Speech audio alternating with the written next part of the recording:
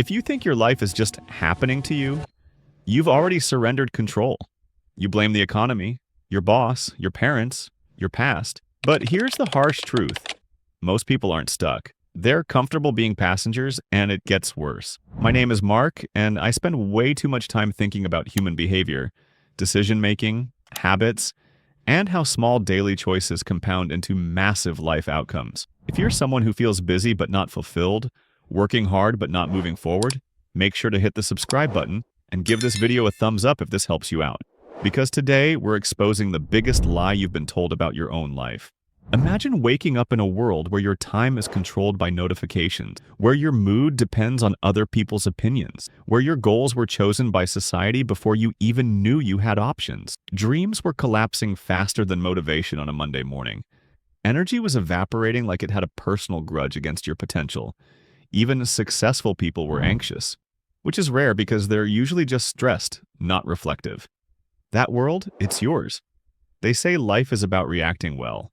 Be realistic. Go with the flow. Play it safe. That's the official story. You're told to survive, adapt, adjust. But that's only the version they want you to remember. Because survival is passive. Effectiveness is proactive. And those are not the same thing. Because here's the part they never mention. The real reason most people stay passengers? They focus on things outside their control. Politics, the market, other people's opinions, their childhood, bad luck. Psychologists call this an external locus of control, and research consistently shows it correlates with higher stress and lower achievement. Meanwhile, high performers obsess over their circle of influence, their habits, reactions, preparation, and standards. This isn't motivational fluff, it's behavioral science.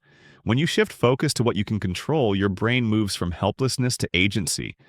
This wasn't an accident. It was a slow drift into comfort. It's like watching someone sit in the driver's seat, but refusing to touch the steering wheel. But the craziest part is still coming, because control alone isn't enough. Here's how the spiral happens. No vision to reactive decisions, to scattered effort, to burnout, to quiet resentment. Small compromises, ignored goals, delayed priorities. You tell yourself you'll start when things settle down. They don't. You fill your jar with sand, emails, errands, distractions, and then wonder why the big rocks never fit. The big rocks are your health, your skills, your relationships, your purpose. And when you don't schedule them first, life schedules them out. Some people say this isn't a crisis, but for millions, it's a slow-motion robbery of potential. Here's the turning point. The moment you realize no one is coming.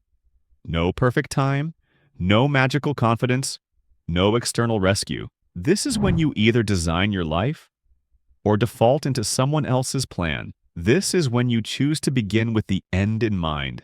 Who do you want to be in 10 years? If your daily habits don't align with that person, you're not building, you're drifting. If discipline could talk, this is the moment it would clear its throat. But here's the detail everyone ignores. Being proactive isn't about control. It's about alignment. Alignment between values and action, between long-term vision and daily behavior. And the real leverage? Synergy. Surrounding yourself with people who challenge you. Listening to understand, not just to reply. Thinking win-win instead of win-lose. Because isolation shrinks growth. Collaboration multiplies it, and then comes renewal. Physical discipline, mental growth, emotional regulation, spiritual clarity. People think success comes from talent. But studies on habit formation show that consistent, small behaviors, repeated daily, rewire neural pathways and build identity. You don't rise to your goals, you fall to your systems. And if your system is passive, your life will be too. Life isn't random, it's directional. Every day you either grab the wheel or let circumstances steer. Effectiveness isn't dramatic, it's daily. It's choosing the big rocks first, owning your circle of influence, designing with the end in mind, sharpening yourself continuously. Because the harsh truth, no one accidentally builds a meaningful life. And if you think this wake-up call is uncomfortable, wait until you see what staying passive costs you over 10 years. I'll see you in the next one.